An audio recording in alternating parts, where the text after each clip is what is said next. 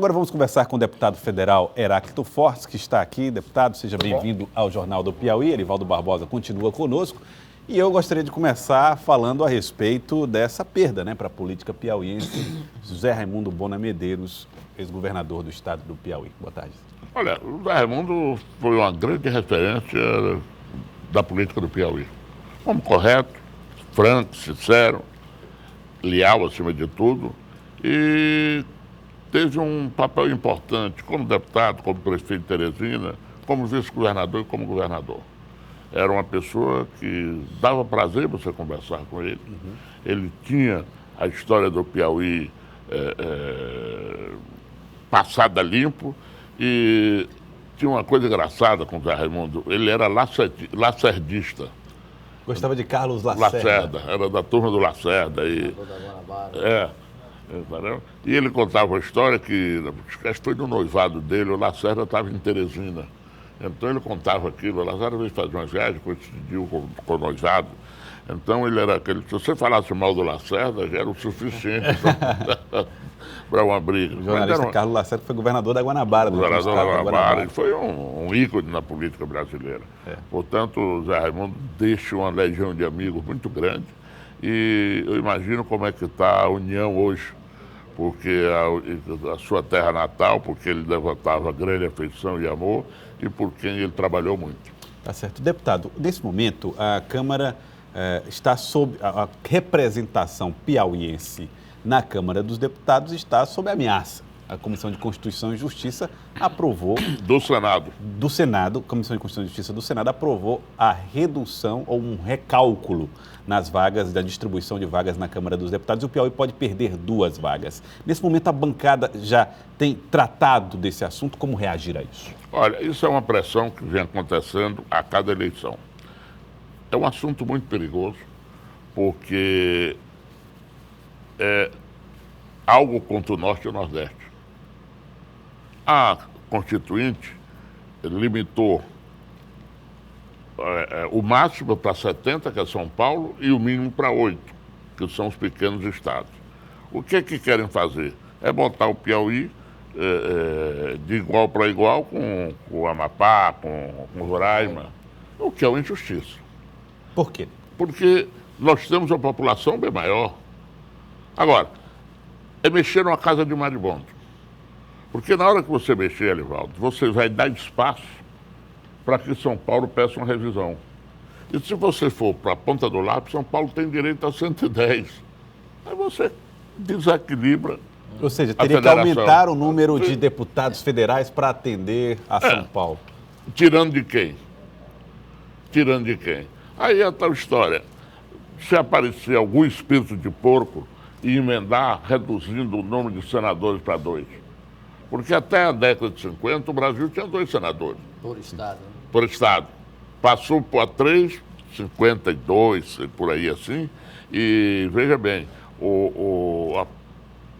imitando o sistema americano. Então pode, para tumultuar, tudo isso é válido.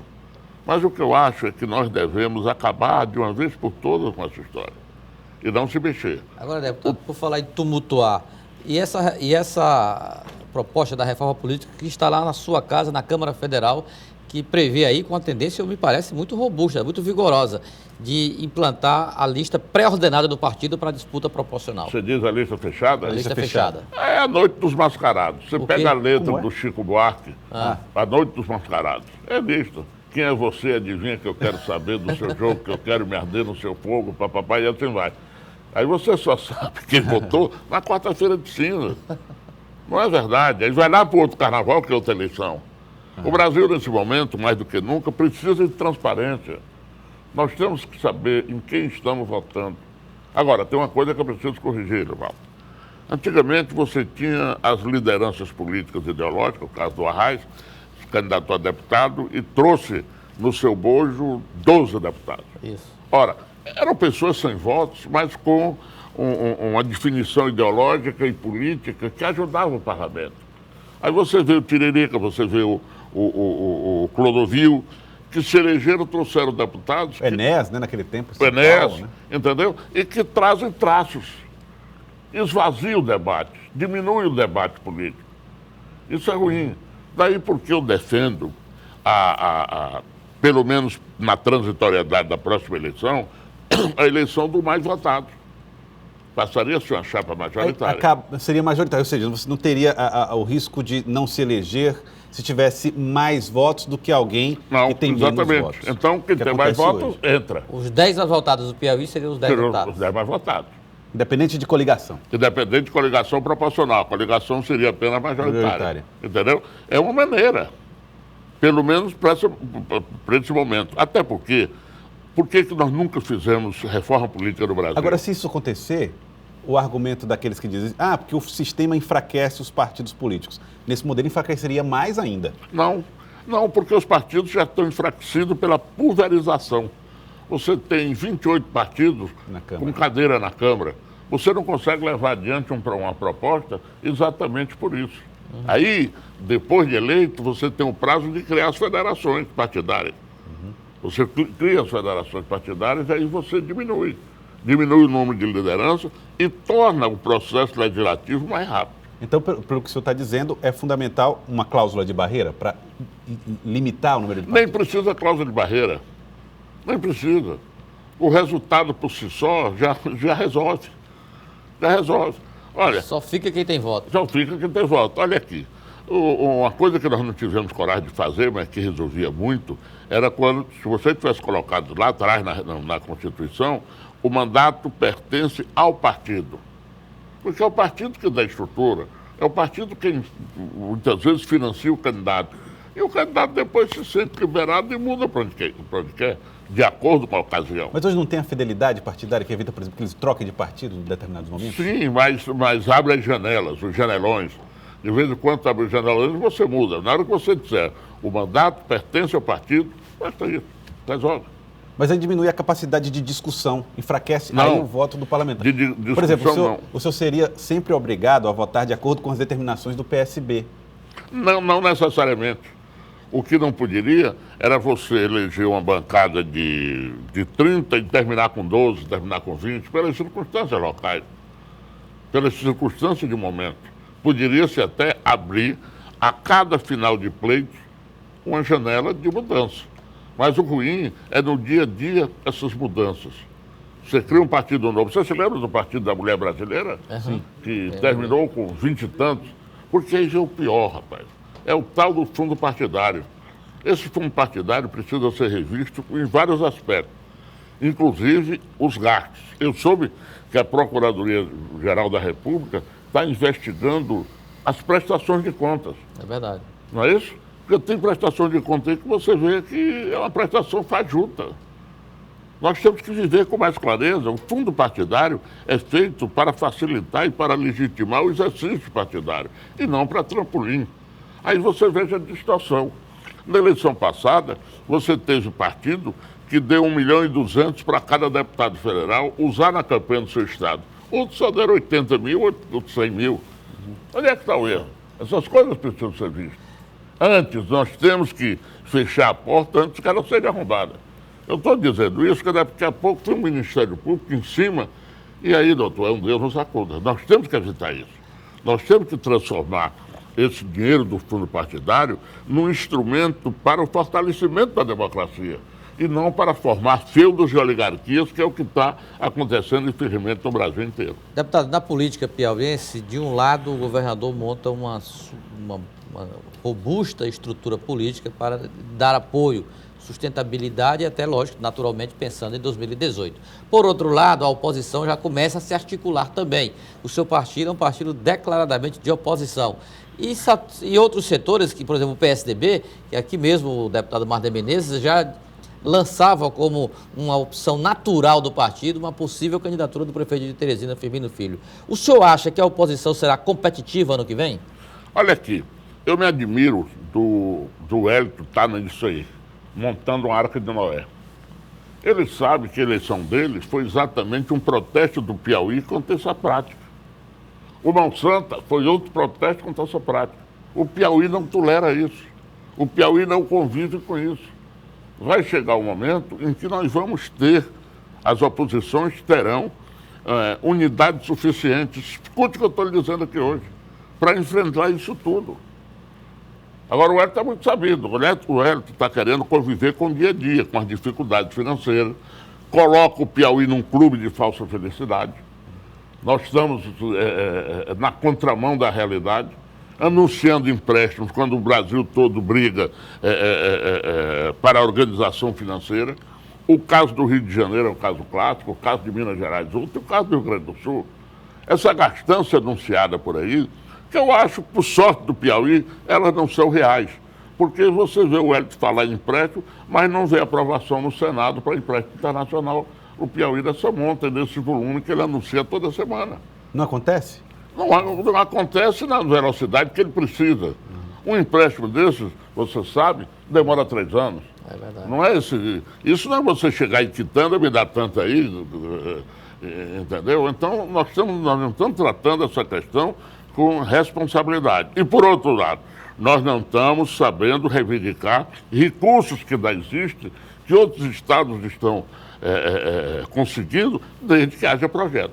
Agora, quando o Delivaldo o senhor falou a respeito dessa montagem, né, essa formação do bloco governista, dizendo que o Wellington Dias foi eleito para contrapor isto e, na verdade, toma essas mesmas atitudes.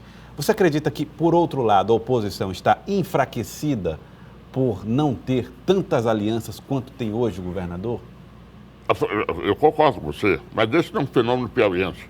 Os estados pobres que se limitam à dependência de governo, as oposições durante todo o período normal de um mandato, elas ficam fracas, elas ficam recolhidas, porque querem sobreviver. Os deputados têm compromisso com suas bases municipais, os deputados estaduais, mas quando chega na hora da onça beber água, aí o negro começa a sair da furna. A situação nacional pode ser determinante? Em qualquer lugar. A situação nacional, Elivaldo, será determinante. Você veja, nós temos aí um fenômeno extraordinário, que é o João Dória. Qual é o fenômeno de João Dória? É um paulista que conseguiu sair de São Paulo hoje. Por que o João Dória saiu de São Paulo? Porque ele fala a linguagem que você gosta de assistir, que você gosta de ver. Ele vê o trabalhador paulista, sai às 6 horas da manhã para o seu trabalho e vê ele no meio da rua, limpando, varrendo, seja lá o que foi. Aí passa a mensagem para os irmãos nordestinos, através de WhatsApp, através dos seus mecanismos, dizendo: olha, eu encontrei o João Dória às 6 horas da manhã trabalhando. O senhor já foi entusiasta da candidatura Geraldo Alckmin? Eu continuo sendo. Os dois são irmãos siameses. Mas só um pode ser candidato. Só um pode ser candidato. Não há nenhuma possibilidade de uma traição do João Dória, pela formação dele, pela amizade. Hoje inclusive, por coincidência, conversamos um pouco sobre isso. Não há a menor possibilidade dessa briga. Quem estiver pensando, está perdendo tempo. Até porque eles têm que estar juntos para evitar a outra ala do PSDB, Aécio, Serra, que aliás já estão até se acomodando. Ninguém desafia em política a lei da gravidade. Veja bem, o João Dória, se estiver bem, lá, como está hoje, em 2018, o Brasil inteiro vai querer aparecer de João Dória. Você se lembra da época do Collor? Todo mundo queria ser Collor? Exatamente. Depois recolheu. Segundo ponto, essa eleição aqui, brasileira, ela vai ser muito baseada no que está acontecendo nos Estados Unidos.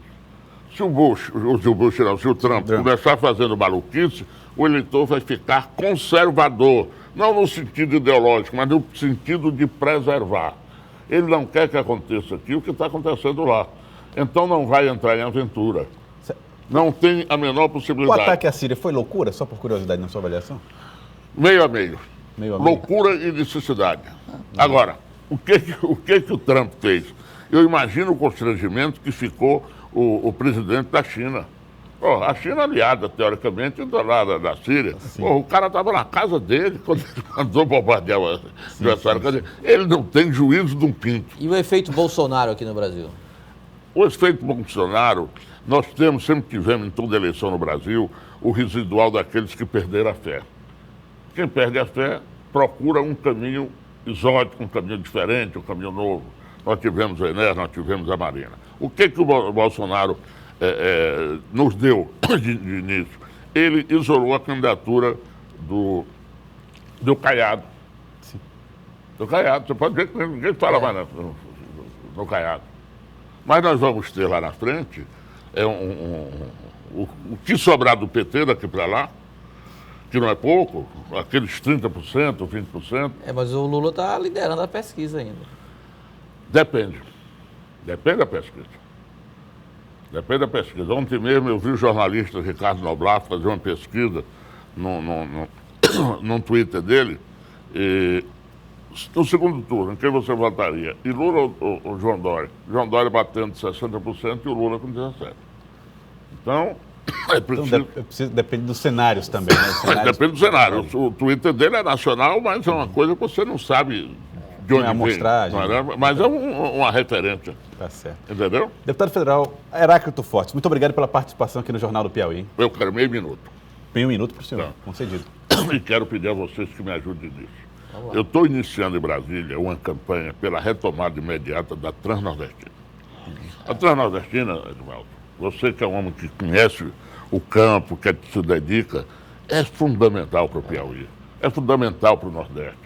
Nós temos 600 quilômetros feitos, trechos espaços que não levam nada a lugar nenhum. Nós temos que fazer uma retomada imediata. Tem problemas na justiça? Tem. Retira essas empreiteiras malditas que estão aí, coloca o exército para fazer. Vamos ajudar o Nordeste. Se já foi investido, não pode ficar para trás. Não é verdade? O que acontece? Nós temos 4,5 milhões de grãos sendo produzidos esse ano e nós temos dificuldade por causa da falta das estradas. Então é um apelo que eu quero fazer. Isso não é partidário, tem que juntar governador, tem que juntar vocês. Nós temos que nos juntar para fazer isso. Nós temos investimentos colossais feitos por grupos indianos, grupos ingleses, na região de Paulistana. Mineração, né? Para mineração, exatamente. Aí você junta a mineração, você junta o grão. Aí você entra em Pernambuco, junta o gesso. Você vai chegar em Suape com a possibilidade de uma exportação. Por que eu digo isso? Eu sou vice-presidente do Parlatino e vou ao Panamá. Quando você vai do Panamá, os panamenhos que tratam da maior obra que eu considero dos últimos 300 anos no Brasil, que é aquele canal, com a inauguração do novo canal, eles só raciocinam em termos de swap. Você imagina o que será isso. Então nós temos que correr contra o tempo. Nós não podemos mais pagar pelo atraso, pela insensibilidade do poder público. São Francisco, transposição, uma grande obra, mas é uma obra localizada e que não tem a dimensão econômica, de retorno econômico rápido quanto tem na Nordestina. Ajude o Piauí nessa luta. Tá certo, deputado. Queria agradecer a sua presença mais uma vez aqui no Jornal do Piauí, Elivaldo Barbosa. Obrigado, Elivaldo. É isso, Joelson. Bom final de semana. Até segunda. Segunda-feira tem mais. Tem mais. Elivaldo Barbosa em tempo real. Um abraço, Elivaldo Barbosa.